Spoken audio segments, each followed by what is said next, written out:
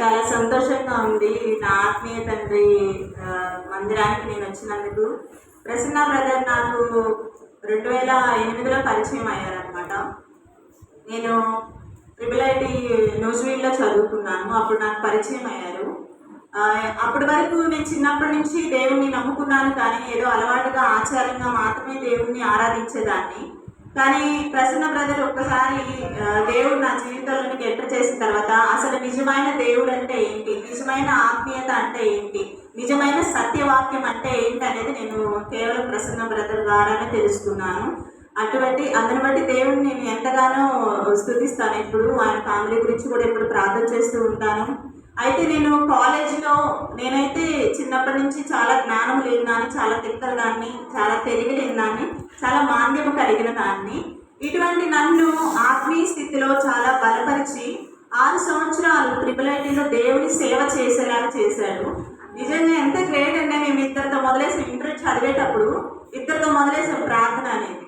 ఇద్దరితో మొదలైంది. నేను 6 సంవత్సరాలు కాలేజ్ నుండి బయటకు వచ్చేటప్పుడు ఎంతమందితో ఎన్నైందో ఎవరన్నా గెస్ట్ చేయగలరా? Any number? 450 మంది దేవునిలోనికి నడిపించబడ్డారు. హల్లెలూయా. అది కేవలం ప్రసన్న బ్రదర్. నేను చాలా సంతోషిస్తాను అనమాట. ప్రసన్న బ్రదర్ ఆయన సైట్ ఇంజనీర్గా వర్క్ చేస్తారు. ఆయన ఫీల్డ్ వర్క్ చేసుకుంటూ ఇక్కడ మినిస్ట్రీని చూసుకుంటూ అక్కడ కాలేజ్లో ఉన్న మమ్మల్ని టైం లేనప్పుడు అర్ధరాత్రి వరకు కూడా మేము దేవుడి వాక్యం ధ్యానించుకునేవాళ్ళం. ఈ విధంగా ఆత్మీయతలో బలపరిచిన నాలాంటి వాళ్ళని ఒక 7గురిని తయారు చేసి మా ద్వారా అక్కడ అంత పరిచర్య చేయడానికి. వాళ్ళలో సగం మంది హిందువులేనండి, మీరు నమ్మరు. సగం మంది హిందువులే, వచ్చే వాళ్ళలో సగం మంది క్రిస్టియన్స్, సగం మంది అసలు అన్నోన్ పర్సన్స్, దేవుడు అంటే ఎవరో తెలియని వాళ్ళు దేవుళ్ళలోనికి మార్చబడ్డారు. అట్టి సేవ చేశానంటే నేను కేవలం దేవుడు నా జీవితంలో ప్రసన్న బ్రదర్ని ఎంపిక చేయడం వల్ల. నిజంగా మీరందరూ అంత ఇండెప్త్ ఆత్మీయతలో అంత బలం కలిగిన వ్యక్తిని మీరందరూ కూడా పాజిటివ్గా కలిగి ఉన్నారు. దాన్ని బట్టి నేను ఎంతో సంతోషిస్తున్నాను. ఈరోజు మనం ఈ వాక్యాన్ని ధ్యానించుకుందాం. కీర్తనలు 115వ అధ్యాయం మనం చివరి వచనం ధ్యానం చేసుకుందాం. 18వ వచనం. మేమైతే ఇది మొదలుకొని నిత్యము యెహోవాను స్తుతించదము. యెహోవాను స్తుతించుడి. ఇక్కడ దేవుడు ఈ కీర్తన ఎవరు రాశారో, ఎప్పుడు రాశారో మనకైతే తెలియదు. కానీ చరిత్ర ప్రకారం అయితే ఇశ్రాయేలీలు ఎప్పుడైతే ఐగుప్తు చెర నుండి విడిపించబడ్డారో అప్పటి వరకు వాళ్ళు విగ్రహారాధన, అన్ని దేవతల్ని, అన్ని నాగు సర్పములను వీటన్నిటిని చేసుకొని ఆరాధిస్తేవాళ్ళు. ఎప్పుడైతే దేవుడు ఇశ్రాయేలీని ఐగుప్తు చెర నుండి విడిపించారో వాళ్ళు ఈ నిశ్చయత చెప్తున్నారనమాట. మేమైతే ఇది మొదలుకొని నిత్యము యెహోవాను స్తుతించదము, యెహోవాను స్తుతించుడి. ఎందుకు మనము ఆయన్ని స్తుతించాలంటే ఇక్కడ 15వ వచనంలో చూస్తున్నాం. భూమి ఆకాశమును సృజించిన యెహోవా చేత మీరు ఆశీర్వదించబడిన వారు, ఆకాశములు యెహోవా వశము, భూమిని ఆయన నరులకు ఇచ్చారు. ఆయన చెప్తాడు ఆదికాండం 1:28 చదవదులే కానీ, మీరు ఫలించి అభివృద్ధి పొంది భూమిని విస్తరించి దాన్ని ఏరుడి అని చెప్పి. మనకి దేవుడు ఈ సృష్టిలో ఉన్న ప్రతి ఒక్కటిని చాలా ఉచితంగా, చాలా ఫ్రీగా ఇచ్చారు. అవును కదండి? సో వీటన్నిటి బట్టి ఈ సృష్టిలో ఉన్న ప్రతి ఒక్కటి దేవుడు మనకు అనుగ్రహించాడు. కాబట్టి మనం ఆయన స్తుతించాలి. ఈ భూమిని ఏరడానికి మనకు అర్హత ఆయన ఇచ్చారు. కాబట్టి ఈ భూమిని మన వశము చేశారు. కాబట్టి మనం దేవుని స్తుతించాలి. మనం చూసినట్లయితే అలవాటుగా ఆచారంగా ఆరాధించేవారు ఉంటారు, నిజంగా ఆత్మీయతతో ఆరాధించేవారు ఉంటారు.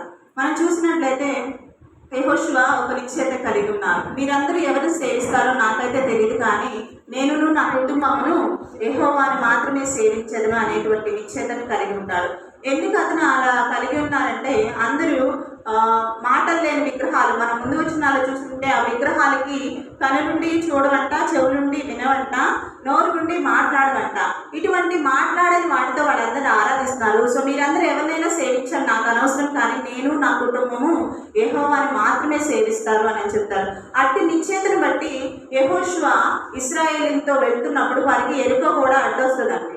ఎరుక కూడా అడ్డొచ్చినప్పుడు దేవుడు చెప్తారు, మీకు అడ్డు వచ్చింది కానీ దాని చుట్టూ తిరుగుతూ మీరు దేవుడిని ఆరాధించండి అని చెప్పి దేవుడు యెహోషువతో మాట్లాడుతున్నారు. అప్పుడు వారు 7 సార్లు ఆ గోడ చుట్టూ తిరుగుతూ ఆయన ఆరాధిస్తూ ఉన్నారు. వాళ్ళు ఎలా ఆరాధిస్తున్నారంటే ఆత్మతోడ, ఏదో అలవాటుగా ఆచారంగా కాదు. వాడి చుట్టుపక్కల ఏం జరుగుతుంది, వెనక శత్రు సైన్యం ఉంది, ముందు శత్రు సైన్యం ఉంది, ఇవన్నీ ఏమి ఆలోచించుకొని ఏం చేస్తున్నారంటే వాళ్ళకున్న మనస్సంతటిని దేవుని పైన కేంద్రీకృతం చేసి వాళ్ళ ఆత్మతోడ దేవుని స్తుతించినప్పుడు ఏమైందండి, ఆ ఎరికో గోడ అనేది పటాపంచలైపోయింది. అంటే మీరు అర్థం చేసుకోవచ్చు, మనం ఎప్పుడైతే ఆత్మతోడ దేవుని స్తుతిస్తామో అప్పుడు ఏమవుతుందంటే నీ జీవితంలో ఉన్న ఇరుకు ఇబ్బందులు, ఆరోగ్య సమస్యలు, ఆర్థిక సమస్యలు ఎటువంటివి అయినప్పటికీ, అంటే ఆ గోడ అనేది మనకి అడ్డుగా ఉన్నది. అంటే మన జీవితంలో వాళ్ళకి ఇశ్రాయేలుకి ఆ గోడ అడ్డొచ్చినట్టు మన జీవితంలో కూడా మనకు ఉన్నటువంటి అనేక శ్రమలు, ఉపద్రవాలు, కరువులు, కాటకాలు, ఆర్థిక సమస్యలు ఇవన్నీ కూడా దేవుడు తొలగించేవాళ్ళుగా ఉన్నాడు. ఎప్పుడు మనం ఎప్పుడైతే ఆత్మతోడ దేవుణ్ణి స్తుతిస్తామో, ఏదో అలవాటు దేవుడు ఏమని చెప్తున్నాడంటే మీ పూర్ణ వివేకంతో పూర్ణ మనసుతో నన్ను ఆరాధించండి అని చెప్పి. ఒకసారి మోషే కూడా ఇశ్రాయేలీలు అమోరీయుల మీద యుద్ధం చేస్తున్నప్పుడు ఎప్పుడైతే మోషే ఆయన వైపు చేతులుంచి ప్రార్థన చేస్తాడో అప్పుడు ఇశ్రాయేలీలకి శత్రు సైన్యం మీద జయం వచ్చింది. ఆయన చేతులు ఎప్పుడైతే కిందకు దించుతాడో వాళ్ళు ఓడిపోవడం మొదలేశారనమాట. ఆయన చేతులు ఉదయం నుంచి అలా దేవుని వైపు ఆత్మతోడ స్తుతించి బరువెక్కి అలసిపోయి దించుతున్నప్పుడు వాళ్ళకి అపజయం వచ్చింది. కానీ ఆయన ఆ చేతులు ఎత్తి పట్టుకోవడానికి అహరోను అక్కడున్న శిష్యులు సహాయం చేసినప్పుడు వారు ఆ శత్రు సమూహం పైన విజయం పొందారు. సో దీన్ని బట్టి మనం ఏం అర్థం చేసుకోవాలంటే మనం ఎప్పుడైతే ఆయన్ని ఆత్మతో సత్యముతో మనం ఆరాధించే వారిగా ఉంటామో మనకున్నటువంటి అడ్డులు ఆటంకాలు అనేవి తొలగిపోయేవిగా ఉన్నాయి. మన శత్రువుల పైన మనల్ని దేవుడు విజయాన్ని అనుగ్రహించే దేవుడుగా ఉన్నాడు. ఇంటి నిమిత్తము ఆయన మనకి అన్ని ఏలడానికి అధికారం ఇచ్చాడు కాబట్టి మనకున్నటువంటి అన్ని సమస్యలు స్తుతి ఆరాధన పైకి వెళ్తే ఆశీర్వాదాలు కిందకు వస్తాయంట. సో ఈ విధంగా మనం స్తుతించినప్పుడు దేవుడు ఆ స్తుతి ఆరాధన ద్వారా ఆయనకు మహిమ తెచ్చుకొని మనకు కావలసినటువంటి ఆశీర్వాదాలు మనకి ఇచ్చే దేవుడుగా ఉన్నాడు. ఈ చిన్ని వాక్యాన్ని దేవుడు దీవించి ఆశీర్వదించుగాక. ఆమేన్.